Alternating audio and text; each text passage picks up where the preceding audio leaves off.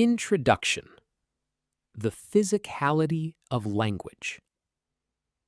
Welcome. If you are listening to this, you probably already know a lot of English. You know the grammar rules. You know the vocabulary. You can read a book or watch a movie and understand exactly what is happening.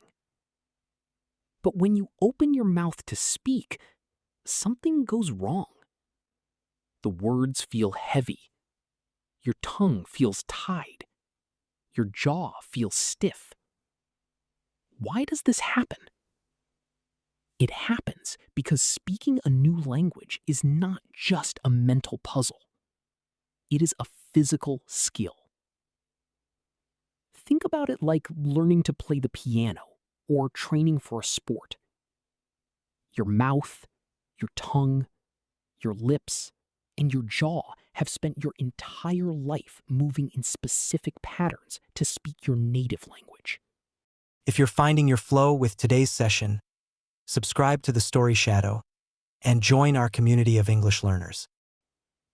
When you try to speak English using your native language's mouth shapes, it feels unnatural.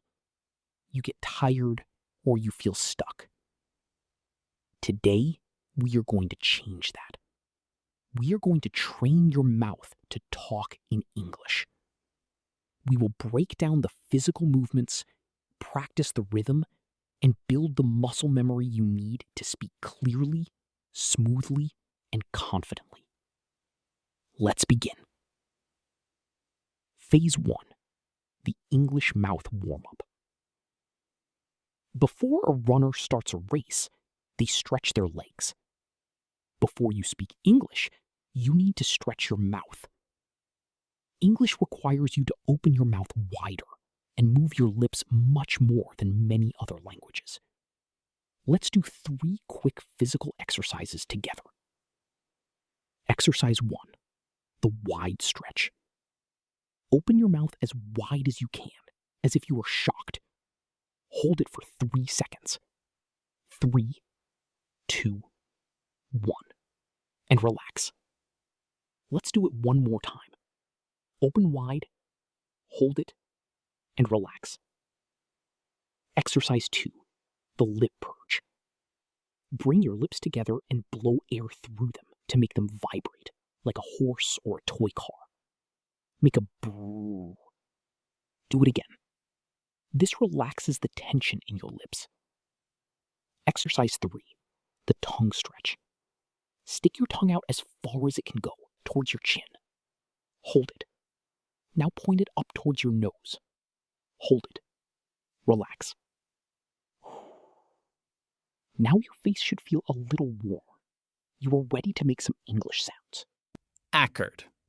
Phase 2, mastering key mouth shapes. Let's focus on the specific physical shapes that give English learners the most trouble. The hardest vowel, the short A versus the short E. Many languages do not distinguish between the vowel sound in the word cat and the word bet. In English, the difference is entirely about how wide you open your jaw. To say bet or bed, your mouth opens just a little bit. Your tongue stays in the middle. Try it. Bed, met, pen. To say cat or bad, you must drop your jaw significantly lower. Your tongue drops to the bottom of your mouth. Try it now. Bad, cat, pan. Listen to the contrast and notice how the first word has a small mouth opening and the second word has a wide mouth opening. Men, man, bed, bad, send, sand. If your jaw isn't moving, your listener won't hear the difference. Train your jaw to drop on those wide A sounds. The infamous TH sound. The TH sound is famously tricky, but mechanically it is incredibly simple. It only requires one thing. Your tongue must touch your teeth. Put the tip of your tongue slightly between your front upper and lower teeth. Now, gently blow air out. Do not bite your tongue. Just let the air pass over it. There are two versions of this. The quiet version, like in the word think. Try it. Think. Through. Thought. Then there is the voiced version, where your vocal cords vibrate, like in the word this. Try it. This. That. They. If your tongue stays behind your teeth, think sounds like sink or tink. Let your tongue peek out. Phase 3. Connected speech and muscle memory. Now that we have looked at individual sounds, let's talk about a secret. Native English speakers do not speak word by word. They do not say, "What are you going to do?" If you say it like that, your mouth has to stop and start constantly. It is exhausting. Instead, English speakers push words together. We call this connected speech. It allows your mouth to glide smoothly from one sound to the next without stopping the airflow. Let's practice connecting words. When a word ends in a consonant sound and the next word begins with a vowel sound, the consonant moves over. It behaves like it belongs to the second word. Take the phrase, pick an apple. Instead of pick an apple, your mouth should say, pick an apple. Let's try it together. Breathe out and say it as one long sound. Pick an apple. Take the phrase, hold on. Don't stop the air between the words. Move the D sound to the start of the next word. Hold on. Try it. Hold on. Here is a full sentence to practice this fluid movement. I have an itchy elbow.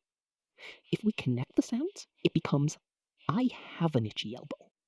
Listen and repeat. I have an itchy elbow. Notice how much easier it is on your jaw and tongue when you don't force them to stop between every single word. You are creating a continuous stream of sound. Phase 4. Finding the English rhythm. English is a stress-timed language. This means some syllables are long and loud, while other syllables are short, fast, and almost hidden. Imagine music. English has a heartbeat. Da-dum, da-dum, da-dum. If you give every single syllable the exact same amount of time and energy, your mouth will get tired and you will sound robotic. To train your mouth correctly, you must learn to relax on the unimportant words so you can push hard on the important ones. Let's look at a classic example using the word to. In a dictionary, to sounds like two. But in a real sentence, it almost always shrinks down to a tiny sound, ta. Listen to this sentence. I want to go to the store. A native speaker's mouth does not say, I want to go to the store. The mouth relaxes on the grammar words. It says, I want to go to the store. The words go and store are the most important, so they get the time and energy. The other words are compressed. Let's practice this rhythmic sentence together. Focus on bouncing on the stressed words. I want to go to the store. Try it again. I want to go to the store. Here is another one. Dogs eat bones. 3 words, all important. Dogs eat bones. Now let's add grammar words. The dogs will eat the bones. Even though we added 2 words, the sentence should take the exact same amount of time to say. The mouth rushes through the and will to keep the beat. Listen, the dogs will eat the bones. Train your mouth to dance along the rhythm. Don't fight to pronounce every single letter perfectly. Focus on the heartbeat of the sentence. Phase 5. Active drill practice. Now we are going to do a rapid-fire mouth drill. I will say a phrase, and I want you to repeat it immediately after me. Focus entirely on the physical feeling in your mouth. Feel your jaw drop, feel your tongue touch your teeth, and feel the words link together. Let's begin. Phrase 1. An absolute blast. Notice the wide A sound in absolute and blast. Drop your jaw. Repeat after me. An absolute blast. Phrase 2. Think things through. Feel the tip of your tongue brush your upper teeth 3 times. Repeat after me. Think things through. Phrase 3. Turn it off. Link the words together. Turn it off. Repeat after me. Turn it off. Phrase 4. What do you mean? Reduce what do you into a smooth, fast phrase. What do you mean? Repeat after me. What do you mean? Phrase 5. Practice makes perfect. Feel the sharp crispness of the P sounds blowing air past your lips. Repeat after me. Practice makes perfect. Excellent. You can feel your muscles working. That means the training is working. Conclusion. Your daily training ritual. As we come to the end of this audio session, remember this core truth. Accent and fluency are physical habits. You cannot learn a physical habit just by thinking about it. You have to live it. You have to move your muscles. If you only read English silently, your brain is growing, but your mouth is staying untrained. Make a deal with yourself today. Every single day, take just 5 minutes to read something out loud. It doesn't matter what it is, an article, a social media post, or a page from a book. When you read out loud, do it deliberately. Over-exaggerate the movements. Drop your jaw lower than you think you need to. Push your words together until they flow like water. Practice matching the rhythm and the heartbeat of the language. At first, your face might feel tired. You might even feel silly. That is completely normal. It simply means you are building new muscle pathways. With time, consistency, and patience, the stiffness will vanish. The words will begin to roll off your tongue effortlessly. Your mouth will know exactly what to do without you even thinking about it. Thank you for practicing today. Keep moving your mouth, keep speaking out loud, and enjoy the journey to fluent, natural English.